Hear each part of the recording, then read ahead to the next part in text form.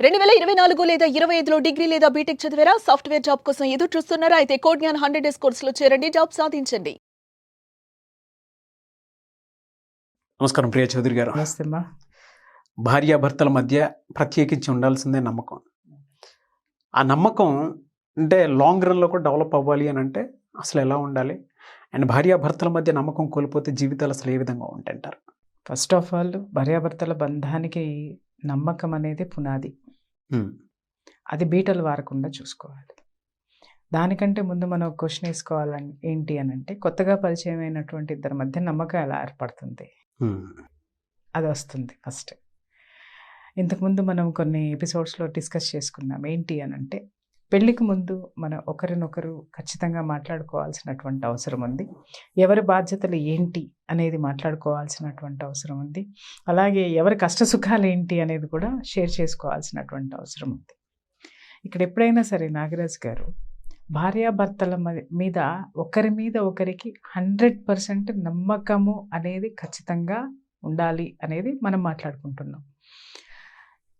అసలు ఈ నమ్మకాన్ని ఎట్లా ఏర్పాటు చేసుకోవాలనేది మళ్ళీ పక్కనే క్వశ్చన్ వేసుకుంటున్నాం. ఇవి రెండు ఎట్లా ఉంటాయంటే రైలు పట్టాలన్నమాట. పక్క పక్కనే ఉంటాయి కానీ ఎప్పుడు కలవు అన్నట్టుగా. బంధము నమ్మకము రెండు కూడా ఈ రెండిటికి కూడా మధ్యలో ఉండేది రైలు. అదే జీవితం. లైఫ్లో ఎప్పుడు కూడా మనము ఏ జీవన ప్రయాణం అయితే సాగిస్తూ ఉంటామో ఆ ప్రయాణంలో మనం వేసేటటువంటి ప్రతి అడుగు కూడా పక్క వాళ్ళకి నమ్మకం కలిగించాలి. ప్రతిదీ నమ్మకం కలిగించాలి. నమ్మకం కలిగించాలి అంటే ఇక్కడ ఉండాల్సింది నిజాయితీ. భార్యాభర్తలు ఇద్దరిలోనూ నిజాయితీ ఉండాలి. భర్తే నిజాయితీగా ఉండాలి సంపాదనలో, భార్య నిజాయితీగా ఉండాలి సేవలు చేయటంలో.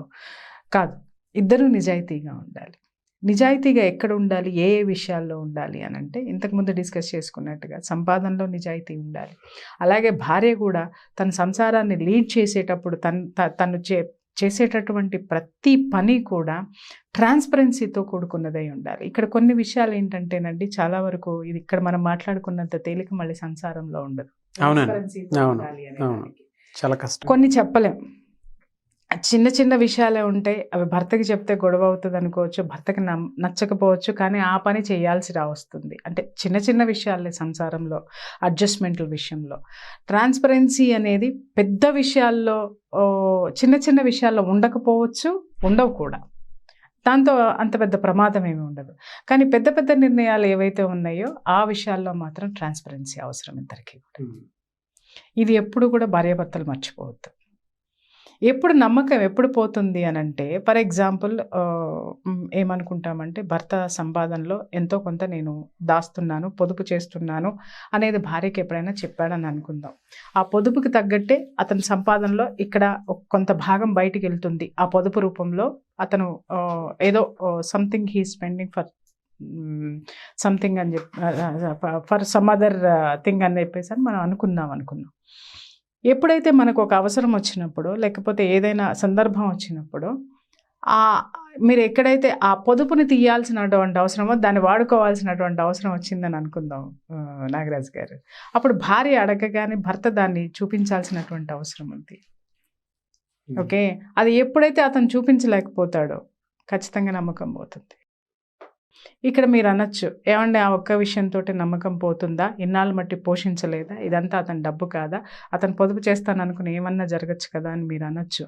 జరగచ్చు, కానీ ఈ పొదుపు అనేది ఏమవుతుందంటే, ప్రతిదినము మన భార్య పొద్దున్నే లేవగానే ఏది ఖర్చు పెట్టాలన్నా ఏది చెయ్యాలన్నా కూడా ఆ ఉన్న బడ్జెట్ తోటే సాగుతుంది. ఎందుకు సాగుతుంది? పొదుపు అనేటటువంటి ఒక ఆశ మీరు ఇక్కడ పెట్టారు కాబట్టి, ఒక భరోసా మీరు ఇక్కడ ఇచ్చారు కాబట్టి ఆవిడ దాన్ని చూసుకుని ఈ అడ్జస్ట్మెంట్స్ అన్నిటికీ వెళ్తుంది. అది అవసరమైన రోజున మీరు ఉత్తునే అని ఇలా చెయ్యి ఊపించేసి ఖాళీ చేతులు చూపించేశారు అని అంటే, అప్పుడు ఆవిడ ఏమి నమ్ముతుంది మీకు? ఎందుకంటే మీ నమ్మకాన్ని ఇన్ని రోజులు ఆవిడ మోసింది. మీరు చూపించినటువంటి ఆశని నమ్మకం అనేటటువంటి బ్యాగ్లో పెట్టి మోసింది. మీరు ఆ బ్యాగ్ ఓపెన్ చేయగానే అది ఖాళీగా కనిపించింది. అప్పుడు ఎలా నమ్మకం ఉంటుంది మీ మీద? అలాగే భార్య భార్య విషయంలో కూడా తీసుకుందాం అనుకుందాం. ఇట్లాంటి విషయాలు ఏదైనా సరే పెద్ద పెద్ద విషయాల్లో ట్రాన్స్పరెన్సీ అవసరం అని అనుకుందాం. ఇప్పుడు ఏదైనా భార్య బంగారం కొందాం అనుకుందాం, లేదా భార్య తరపున ఆస్తులు ఉన్నాయి అనుకుందాం, లేదా భార్య చేసే ఉద్యోగమే అనుకుందాం. కొంతమంది ఏంటంటే కొన్ని బాధ్యతలు ఉంటాయి భార్యలకి, అది భర్తలకి చెప్తే ఏమవుతుందంటే వాళ్ళు యాక్సెప్ట్ చేయరు. జీతంలో నుంచి కొంత వాళ్ళు వ్యక్తిగత ఖర్చులు ఖర్చు పెట్టుకోవాల్సినవి ఉంటాయి, అవి ఇంట్లో నచ్చవు. చిన్న చిన్న సరదాలే కావచ్చండి, కానీ అంత కష్టపడి పనిచేసే వాళ్ళకి ఆ చిన్న సరదాలకు కూడా భర్త దగ్గర నుంచి పర్మిషన్ తీసుకొని ఖర్చు పెట్టుకోవాల్సినటువంటి దుస్థితి కొన్ని చోట్ల వస్తాయి. అది వాళ్ళు యాక్సెప్ట్ చేయకపోవచ్చు. దాన్ని ఏం చేస్తారనంటే, ఎస్ నేను సంపాదన పరురాలని, నేను స్వతంత్రురాలనే కదా అని చెప్పి దాన్ని హిడెన్గా పెట్టడానికి ట్రై చేస్తారు. ఆ విషయాల్లో పొరపాటు ఏం లేదండి. ఒకవేళ అది రేపొద్దున బయటపడేసరికి భర్త ఏం మాట్లాడతారంటే, నమ్మకం పోయింది నీ మీద అని మాట్లాడతారు.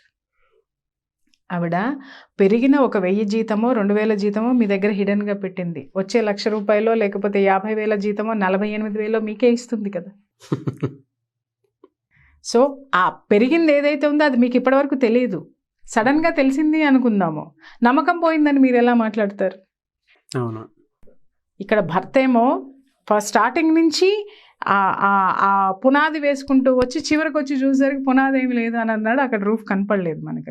అక్కడ నమ్మకం పోయింది. ఏంటంటే క్యారీ ఫార్వర్డ్ అనమాట. ఇక్కడ ఏమైందంటే చిన్న విషయానికి నమ్మకం పోయింది అని మాట్లాడడానికి లేదు. అట్లాగే భార్య ఇప్పుడు అంటే చిన్న చిన్న విషయాలు పర్వాలేదు, పెద్ద విషయం ఏముంది అని అంటే ఒక జీతమే ఉందనుకుందాము, రైట్, ఆ జీతం పెరిగి కొన్ని ఒక భారీగా పెరిగింది అనుకుందామండి. ఒక 40%, 20%, 30% పెరిగితే దాంట్లో ఒక 10% హిడెన్గా పెట్టినా కూడా ప్రాబ్లం లేదు. అదే 30%లో 20% హిడెన్గా పెట్టి 10% రివీల్ చేస్తే మాత్రం అక్కడ నమ్మకం పోగొట్టుకుంటుంది. అంటే తన ఎంత నిజాయితీకైనా సరే ఖర్చు పెట్టనివ్వండి, ఓకే, నిజాయితీగా అంటే వాళ్ళ పేరెంట్స్కి ఇచ్చుకోనివ్వండి, లేకపోతే తనే ఏదో పొరపాటుగా ఎవరికో ఏదో మేలు చేయబోయి కీడు జరిగిందని అనుకున్నాం, దాన్ని కట్టాల్సి రావచ్చు, లేకపోతే ఇంకొకటి చేయొచ్చు, మంచిగా చేస్తుందని అనుకుందాం. కానీ but it should be transparency. ఎందుకంటే అక్కడ మేజర్ అమౌంట్ ఉంది. అవును, ఈ విషయాల్లో ఉండాలి. తర్వాత రెండో విషయం ఏంటంటేనండి, ఇక్కడ ముఖ్యంగా ఇప్పుడు సంపాదన గురించి నమ్మకం విషయం మాట్లాడుకుందాం. మరి జీవితంలో నమ్మకము, అవును, మాట్లాడే మాటలో నమ్మకము, అవును, ఇచ్చే భరోసాలో నమ్మకము, ఇవన్నీ ఎలా ఉండాలి అని అంటే ఎప్పుడైనా సరే కూర్చోండి. నేను ఒక్క విషయమే చెప్తానండి, నా ఎక్స్పీరియన్స్లో కూడా భర్త ఇంట్లో కూర్చొని కళ్ళు మూసుకుని భార్య ఎక్కడుందో చెప్పగలగాలి. బయటికి వెళ్ళిన భార్య ఆఫీస్లో లేదండి మీ ఆవిడంటే పలానా చోటు ఉంటుంది అంటే తన ప్రతి కదలిక మీద ఇతను నిఘా పెట్టడం కాదు, తను ఎక్కడ ఏం చేస్తుందో అనేది ట్రాన్స్పరెన్సీ భార్య ఇంట్లో ఉంచింది. ఓకే, అలాగే భార్య కూడా భర్త తన లైఫ్లో తన సంసారాన్ని లీడ్ చేయడంలో ఏదన్నా పొరపాటు వచ్చింది అని అంటే పలానా కారణం వల్ల నా భర్త ఈ పొరపాటు చేసి ఉండొచ్చు అనేటటువంటి ఏదైతే తన గెస్ చేస్తుందో 100% అది వాస్తవం అయి ఉంటుంది. అంటే భర్త తన పట్ల అంత నిజాయితీగా ఉన్నాడని అర్థం.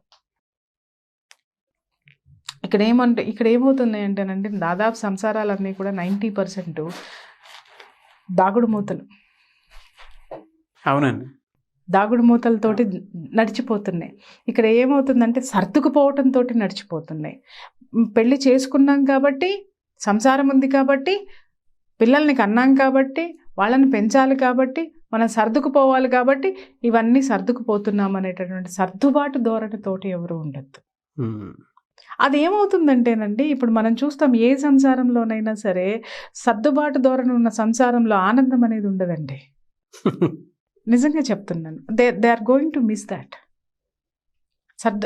సర్దుబాటు ఉండాలి. నేనేమంటున్నానంటే ఇక్కడ సర్దుబాటుకి నమ్మకానికి ఏంటంటే ఇక్కడ డిఫరెన్స్ ఏంటి అని అంటే, ఎదుటి వ్యక్తి మీద నమ్మకం కోల్పోయి బతకాలి కాబట్టి బతుకుతున్నామని అనుకోవడం సర్దుబాటు. ఎదుటి మనిషి మీద నమ్మకంతో ఇది పోయినా మళ్ళీ సంపాదించుకోగలం అనేటువంటి ఆత్మవిశ్వాసంతో బతకటం రెండోది. ఇది నమ్మకము, అది సర్దుబాటు. నమ్మకం ఉన్న చోట ఆత్మవిశ్వాసం ఉంటుంది, నమ్మకం లేని చోట సర్దుబాటు ఉంటుంది. సో కాబట్టి ఏంటంటే ఎప్పుడైతే మనం జీవితాన్ని ఇలాంటి ట్రాన్స్పరెన్సీ తోటి మనం తీసుకొని వెళ్తామో జీవితంలో ఆ సంసారానికి పెద్దగా ఎదురు దెబ్బలు తగిలినా కూడా వాళ్ళు తట్టుకుని నిలబడగలుగుతారండి. ఎందుకనంటే ఒకరి గురించి ఒకరికి పూర్తిగా తెలుసు కాబట్టి, ఖచ్చితంగా తెలుసు కాబట్టి. ఇక్కడ ఇంకొక విషయం రావచ్చు, ఏమండి మరి నాకు బాధ్యతలు ఉన్నాయి, మరి వచ్చిన జీతం అంతా మా ఆయన చేతిలో పోస్తే మా అమ్మ నాన్న నన్ను పెంచారు, లేకపోతే నా తమ్ముళ్ళ బాధ్యత ఉంది, లేకపోతే నాకే ఏదో ఒక బంగారం మా ఆయన కొనడు, వచ్చిందంతా జీతం ఎందుకు చేస్తాడు, నేనే కొనుక్కోవాలి, నేనే చేసుకోవాలి, దాచుకుంటున్నాను అని మాట్లాడుతుంది. నిజంగానే పాపం కొంతమంది మహిళలు ఇట్లాంటి కేసెస్ ఉన్నాయి, చాలా ఉన్నాయి అన్నమాట. జీవితాలు చాలా ఉన్నాయి, మనం చూస్తూ ఉంటాం. నేను వాళ్ళందరికీ ఏం చెప్తున్నాను అనంటే, నేను చెప్పినట్టు 10% హిడెన్లో పెట్టండి, అదేం పెద్ద ప్రమాదం కాదు. ఎప్పుడైతే మీరు 20% హిడెన్లో పెడతారో అది జీవితము విచ్ఛిన్నమయ్యేటటువంటి స్థాయికి వచ్చేస్తుంది. ఎప్పుడైనా సరే చూడండి, పురుషులు ఎప్పుడూ కూడా, మగవాళ్ళు ఎప్పుడూ కూడా అవకాశం ఎక్కడ దొరుకుతుందా ఎప్పుడు కూడా మగవాళ్ళు ఎస్కేపిస్టులండి. ఎందుకంటే భార్య తరపున ఎప్పుడు తప్పు దొరుకుతుందో ఎతికిపుచ్చుకుందామని చూస్తారు, కానీ భార్య తప్పు చేస్తే సమర్థించుకుపోదాం అనేటటువంటి మగవాళ్ళ శాతం చాలా తక్కువ ఉంటుంది. ఎందుకంటే వాళ్ళకి ఓర్పు ఉండదు. ఇది కాకపోతే ఇంకొక జీవితం అనుకుంటారు, లేకపోతే నేను బ్రతకగలను అనేటటువంటి అహం అనుకోండి, ధీమా అనుకోండి, నమ్మకం అనుకోండి, ఆ ఒక అసెస్మెంట్ తోటి వాళ్ళు బ్రతికేస్తూ ఉంటారు. అక్కడ ఏమవుతుంది అని అంటే బ్యాలెన్స్ ఎప్పుడు కూడా భార్య, అవును, సంసారానికి. ఈవిడ ఏం చేయాలి అని అంటే ఆ 20% నువ్వు ఎప్పుడైతే నువ్వు వాడుకోవాలనుకుంటున్నావో, నువ్వు వాడుకుని నీ మీద నమ్మకం లేక నువ్వు మంచిదానికే వాడుకున్నా నీ మీద 10 ఎలిగేషన్స్ వేసి నీ భర్త 10 మంది ముందు నిన్ను చులకన చేసే పరిస్థితి తెచ్చుకునే కంటే కొట్లాడో బ్రతిమలాడో కన్విన్స్ చేసుకునో మొదట్లోనే దాన్ని తేల్చేసుకోండి. ఓకే, మొదట్లోనే తేల్చేసుకోండి. ఎస్ నాకు 30,000 జీతం అదనంగా పెరిగింది, ఏమండి దాంట్లో నుంచి 10,000 మాత్రమే నేను మీకు ఇవ్వగలుగుతాను, 20,000 ఇదిగో నాకు ఈ ఖర్చులు ఉన్నాయి. సమంజసంగా ఉండాలి. నేను అతి ఖర్చులు లేకపోతే అనవసరమైనటువంటి మన బాధ్యతలు ఏమున్నాయో తప్పకుండా మనం మోయవలసినటువంటి, అది కూడా మన తల్లిదండ్రుల బాధ్యతలో లేకపోతే మన అన్నదమ్ముల బాధ్యతలో, అది కూడా కొంతవరకే. ఎందుకంటే మన సంసారం మళ్ళీ మనం మొయ్యాలి కదండి. ఇలా చాలా సంసారాలు కూలబడిపోయినటువంటి సంసారాలు చాలా ఉన్నాయి. అతిగా పక్క వాళ్ళ సంసారాలు నెత్తినేసేసుకొని, బాధ్యతలు నెత్తినేసేసుకొని సంసారాలు కూలబడిపోయి కుంటుపడిపోయిన వాళ్ళు ఎదగలేక, వీళ్ళని పైకి తీసుకురాలేక చాలా సంసారాలలో కలతలు రావడానికి కూడా ఇలాంటి ఇష్యూసే కారణం ఉన్నాయి. కాబట్టి నేను పలానా దానికి ఉంది అనేసి ముందరే దానికి సంబంధించినటువంటి చర్చ ఏదైతే పెట్టుకుంటారో దాంట్లో మీరు గెలవడానికి ప్రయత్నించండి. ఓకే, లేదు ఒప్పుకోరండి, అసలు ఏం చేయరండి, ఇంకా నేను తప్పదండి అని అనుకుంటే ఏదో ఒక రోజు ఈ పరిస్థితి తప్పదు. ఇక్కడ నేను ఒకటే చిన్న చిట్కా లాజిక్ చెప్తాను, ఏంటి అని అంటే, లేదు 20,000 నువ్వు ఇవ్వడానికి వీల్లేదని నీ భర్త అంటే ఉద్యోగానికి రిజైన్ చేసి ఇంట్లో కూర్చుంటానని చెప్పండి, చచ్చినట్టు యాక్సెప్ట్ చేస్తాడు. అంతే కదండి, అంతే. 20,000కి ఆయన ఒప్పుకోలేదు అని అంటే ఇక్కడ 60,000 పోగొట్టుకోవాల్సి వస్తుంది కదా.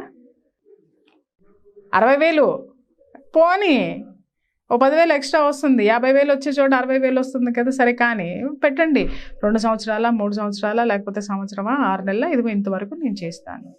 అలాగే మగవాళ్ళు కూడా స్త్రీకి ఆర్థిక స్వేచ్ఛని ఇవ్వాలండి, ఇవ్వాలి. ఎట్లా ఉంటుంది అని అంటే చాలామంది ఇళ్లలో మనం చూస్తూ ఉంటాం, నమ్మకం ఎక్కడ కోల్పోతారో నేను చెప్తాను. చిన్న చిన్న విషయాల్లోనే పెద్ద పెద్ద అగాధాలు వస్తాయి. నమ్మకం ఎక్కడ పోతుంది, ఎక్కడ కోల్పోతారు అని అంటే, ఇప్పుడు భర్త ఒక ఇంటికి ఒక నెలకి వచ్చేసరికి ఒక 10,000 ఇంట్లో ఖర్చులు అవసరం అవుతాయని ఒక లిస్ట్ అంతా వేసుకున్నామండి. దేనికి కరెంటు బిల్లు ఇంత, మెయింటెనెన్స్ ఇంత, సరుకులు ఇంత, ఈ స్త్రీలకి ఇంత, పనమ్మాయికి ఇంత, మొత్తము ఒక 8,000 వచ్చినాయి అనగానే గబగబా హస్బెండ్ లెక్క పెట్టి ఏం చేస్తాడంటే 8,000 అని తీసి, ఇదిగో 2,000 ఎక్స్ట్రా అవుతాయి కదా, ఏ ఒకటి పెట్టుకో అంటాడు. కానీ సంసారంలో మీరిచ్చిన 10,000తోటి ఎప్పుడూ అవ్వదండి, డెఫినెట్గా అవ్వదు. అవును, అదనంగా ఖచ్చితంగా ఒక 1,000 అన్నా ఎక్స్ట్రా అవుతుంది, లేకపోతే ఆ నెలలో 3-4 వేలు కూడా ఇంకా ఎక్కువ అవ్వచ్చు. మీరు వెనక్కి తిరిగి చూసుకుంటే 3-4 వేలకు వస్తువులు కొనరు, ఏమీ కొనరు, కానీ డబ్బులు ఎక్కడ ఖర్చు అవుతున్నాయో మీకు కనపడవు. అక్కడ ఏమవుతుంది, మీరు ఏదైనా పొదుపు చేయడానికి మీ మిస్సెస్కి ఇస్తానో లేకపోతే వేరే దానికి ఇస్తానో ఖర్చు పెట్టింది అనగానే గైగేమని భార్య మీద అరిచేస్తారు. నువ్వు ఇట్లాగే ఖర్చులు పెడతా ఉంటావు, నీకు పొదుపు లేదు, అది లేదు, ఇది లేదు. ఇక్కడ మగవాళ్ళు అర్థం చేసుకోవాల్సిన విషయం ఏంటి అని అంటే అక్కడ నమ్మకాలకు బీటలు వారిపోతాయి. చిన్న విషయమేనండి. అవునవునండి. కానీ ఎంత పెద్ద డైలాగులు వాడేస్తారంటే అసలు భార్యను నమ్మరు. కొంతమంది మగవాళ్ళు జీతం జేబుల్లోనే పెట్టుకొని బ్యాంకుల్లోనే పెట్టుకునే వాళ్ళు ఉన్నారు. లేకపోతే బిజినెస్ చేసే మగవాళ్ళు అంటే అవన్నీ తీసుకెళ్లి ఆఫీసుల్లో పెట్టుకొని లాకర్లో పెట్టుకునే భర్తలు ఉన్నారు. It's true.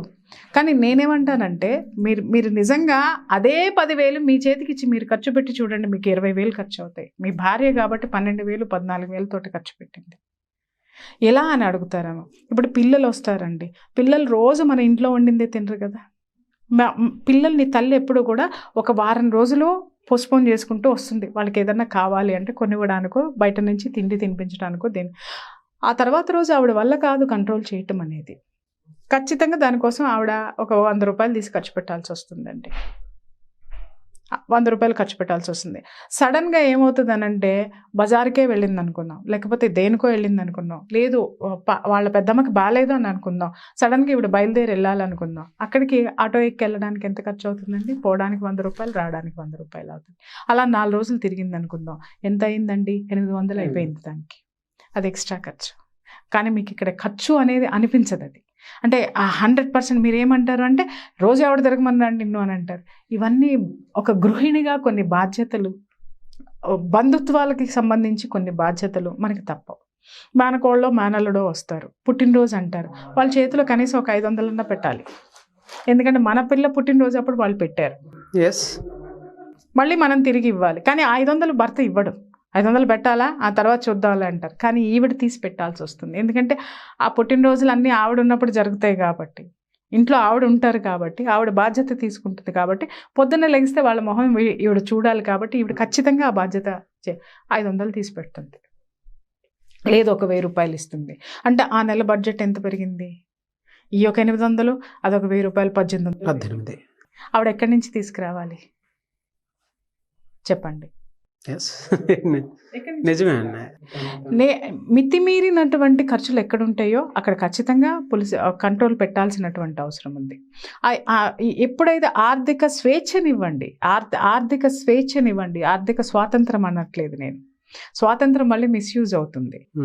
ఆర్థిక స్వేచ్ఛ ఏంటి అని అంటే, ఇదిగో అమ్మ ఇప్పుడు 10,000 ఖర్చు అవుతున్నాయి అంటే 15,000 పెట్టాను నేను, దీన్ని జాగ్రత్తగా మెయింటైన్ చెయ్యి, నెక్స్ట్ మంత్ టైట్ రావచ్చు అనేది మీరు అలా చెప్పండి. మీరు 8,000 ఖర్చు అయితే 10,000 ఇచ్చేసి 11,000 అయినాయి అండి, పక్కింటి ఆవిడ దగ్గర అడిగి తీసుకున్నాను, దానికి ఖర్చు పెట్టాలండి అని అంటే మీరు ఇంత ఎత్తున ఎగరటం అనేది చేయకండి. ఎందుకంటే ఏ భార్య ఏది చేసినా మీ పరువు నిలబెట్టడం కోసమే చేస్తుంది. తన బాధ్యతలు, తనకంటూ కొన్ని బాధ్యతలు ఉంటాయి కాబట్టి ఆ బాధ్యతలు నిర్వర్తించడం కోసమే చేస్తుంది. ఇక్కడ ఏమవుతుంది అనగానే అది విచ్చలవిడితనంగా ఖర్చు పెట్టేస్తుంది. గౌను కొనిచ్చావా మీ తమ్ముడికి అనగానే భార్య మీద నమ్మకం పోతుంది, తమ్ముడు కూతురికి గౌను కొనిచ్చింది అనగానే నమ్మకం పోతుంది. లేదు ఇంకెక్కడికైనా ఆటోలో వెళ్ళొచ్చింది, వాళ్ళ పుట్టింటికి ఒక 4 సార్లు వెళ్ళొచ్చిందంటే భార్య మీద నమ్మకం పోతుంది. అట్లాగే భర్త విషయానికి వచ్చిన తర్వాత కూడా అతను ఏదన్నా తన వాళ్ళకి కావాల్సినటువంటి చిన్న చిన్న విషయాలు ఏదైనా ఈమెకి తెలియకుండాను చెప్పాల్సిన అవసరం లేదనుకున్నా, లేదా భార్య అన్న నమ్మకంతో చేశాడు అని అంటే, అదే నువ్వు పలానా వాళ్ళకి చేసావు కాబట్టి అసలు నేను నమ్మడానికి వీల్లేదు జీవితంలో అని చెప్పేసి ఇక్కడ నమ్మకాలు బీటలు వాడతాయి. సో నమ్మకం అనే పదానికి అర్థం ఏంటి అని అంటే అడ్జస్ట్ అయ్యేటటువంటి విషయాల్లో అడ్జస్ట్ అవ్వరు వీళ్ళు, అక్కడ నమ్మకాలు పోగొట్టుకుంటారు. ఎక్కడ అడ్జస్ట్ అవ్వకుండా జాగ్రత్తగా నమ్మకం నిలబెట్టుకోవాలా ఆ విషయాల్లో అడ్జస్ట్ అవుతారు. ఇందాక నేను మీకు చెప్పాను చూసారా, ఒక పొదుపు విషయం, నా కర్మ, నా తలరాత అనుకొని ఆవిడ జీవితాన్ని అలా నిస్సారంగా నిలదీసుకుంటూ వెళ్ళిపోతుంది. అట్లాగే ఈవిడ 20,000 ఇవ్వలేదు, లేకపోతే 30,000, దాన్ని జీవితంలో నేను నమ్మను అని చెప్పేసి అని ఇతను నిస్సారంగా జీవితాన్ని అలా తీసుకుపోతూ ఉంటాడు. సో ఇక్కడ ట్రాన్స్పరెన్సీ ముఖ్యం. పెద్ద పెద్ద విషయాల్లో, ముఖ్యమైనటువంటి విషయాల్లో నేను ఒకటే చెప్తున్నాను. అంటే మీరు అనొచ్చు అండి, ఈ రోజుల్లో అంత కళ్ళు మూసుకొని భర్త ఆఫీస్లో కళ్ళు మూసుకొని కూర్చొని మా ఆవిడ వంటింట్లో ఉంటుంది, బాల్కనీలో ఉంటుంది అని చెప్పడం సాధ్యమా? అట్లాగే భార్య కూడా బాల్కనీలోనో, వంటింట్లోనో, కిచెన్లోనో, లేకపోతే బెడ్రూమ్లో ఏసీ రూమ్లో కూర్చొని కళ్ళు మూసుకొని మా ఆయన ఈ టైంకి పలానా కాంట్రాక్ట్ మీద సంతకం పెట్టి వాళ్ళు 1,00,000 రూపాయలు తెస్తున్నాడని చెప్పడం సాధ్యమా? సాధ్యమే. ఎప్పుడు సాధ్యము అంటే నేను చెప్పాను చూసారా, ఈ నమ్మకం ఎప్పుడైతే ఉంటుందో ఆ నమ్మకము ఖచ్చితంగా వీళ్ళ మీద ఒక అబ్జర్వేషన్ని పెట్టేస్తుంది. ఆ అబ్జర్వేషను వాళ్ళకు ఒక భరోసాని ఇస్తుంది. సో దాని ద్వారా ఏమవుతుంది అని అంటే, ఒకవేళ ఇట్లా ట్రాన్స్పరెన్సీలో చిన్న చిన్న పొరపాటు జరిగినా కూడా సర్దుకుపోయేటటువంటి మనస్తత్వాలు అక్కడ ఉంటాయి. ఎస్. సో కాబట్టి జీవితాన్ని మనం ఎప్పుడూ కూడా, ఎప్పుడైతే భార్యాభర్తలు ఇద్దరు పెద్ద పెద్ద విషయాలు కానివ్వండి, ముఖ్యమైనటువంటి విషయాల్లో ట్రాన్స్పరెన్సీని వాళ్ళు ఎప్పుడైతే మెయింటైన్ చేస్తారో నమ్మకం ఆటోమేటిక్గా ఉంటుంది. చిన్న చిన్న విషయాలతోటి మొదలయ్యి నమ్మకం పెద్ద పెద్ద విషయాల వరకు వెళ్ళిపోయి జీవితాన్ని ఇది చేసుకోకుండా ఉండాలి అని అంటే ఒకరినొకరు ట్రాన్స్పరెంట్గా ఉండాలి అండి. లేదండి, చాలా బాగా చెప్పారు నిజంగా. అవునవును, అది చూపించుకోవాలి. భార్యాభర్తల మధ్య ఉండాలి. అవును, ట్రాన్స్పరెన్సీ అనేది ఖచ్చితంగా ఉండాలి. దానివల్లే నమ్మకం అనేది స్ట్రాంగ్ అవుతుంది. కెరీర్ కూడా ఎగ్జాక్ట్లీ ఎక్కువ రోజులు నడుస్తుంది. బాగా చెప్పారని. ఒక్కొక్క స్టెప్ మాత్రం భార్యాభర్తలకు సంబంధించినటువంటి విషయాల నమ్మకాల్లో ప్రత్యేకించి అది లేకపోతే తలకిందులు అయిపోతాయి జీవితం అంతా. ఇవన్నీ అంటే ఒకటి నాగరాజ్ గారు, మనం నిత్యం ఫేస్ చేసేటటువంటి ప్రాబ్లమే. ఎవరి సంసారంలోనైనా కనిపించే, నా భర్త నన్ను ఎందుకు నమ్మడు అని వీటి రోజు ముక్కు చీదుకుని ఏడుస్తూ ఉంటుంది. బట్ అతను ఒకసారి కూర్చోబెట్టి అడగండి. కొంతమంది మొగుళ్ళు మొండితనంగా ఉంటారు, చెప్పరు, నేను నమ్మనంతే అంటారు. అతను అలా ఉండటం కూడా కరెక్ట్ కాదు. నువ్వు పెళ్లి చేసుకుని పిల్లల్ని కానీ నువ్వేం అనుభవిస్తున్నట్టు? ఏమీ లేకుండా సరే మీ భార్యాభర్తలు ఇద్దరికి సఖ్యత లేదనుకుందాం, నమ్మకం లేదనుకుందాం, మీకు పుట్టిన పిల్లలు ఏం పాపం చేశారండి? మీరు అన్యోన్యంగా ఉండరు, ఒకరి మీద ఒకరు నమ్మకంతో ఉండరు, సర్దుకుపోయి ఉంటారు. నమ్మకంతో ఉన్న కుటుంబాలు ఎప్పుడు ఆనందంగా సంతోషంగా ఉంటాయండి. సర్దుకుపోయే కుటుంబాలు ఎప్పుడు నిస్తేజంగా ఉంటాయి. ఇంటికి రాగానే పిల్లోడికి వాళ్ళని చూడంగానే సగం నీరసం అవుతుంది. ఎందుకంటే అమ్మ ఆడబడి ఉంటుంది, కిచెన్లో పడి ఏదో చేస్తూ ఉంటుంది, నాన్న ఇటుబడి ఏదో ఆడుతూనో ఫోన్లో మాట్లాడుకుంటూ ఉంటాడు, ఏదో చేస్తూ ఉంటాడు. యారా ఆ వాతావరణం అనేది వాళ్ళని అంత బాండింగ్ వైపుకి నడిపించదు. సో మన పిల్లల భవిష్యత్తుని, మన యొక్క బంధాలని, వాళ్ళతో మన బంధాన్ని కూడా దృష్టిలో పెట్టుకుని కూడా భార్యాభర్తలు ట్రాన్స్పరెంట్గా ఉండి ఒకరి పట్ల ఒకరికి నమ్మకం పెంపొందించుకోవాల్సినటువంటి అవసరం. థ్యాంక్ యూ అండి. Thank you so much Priya Chaudhary గారు.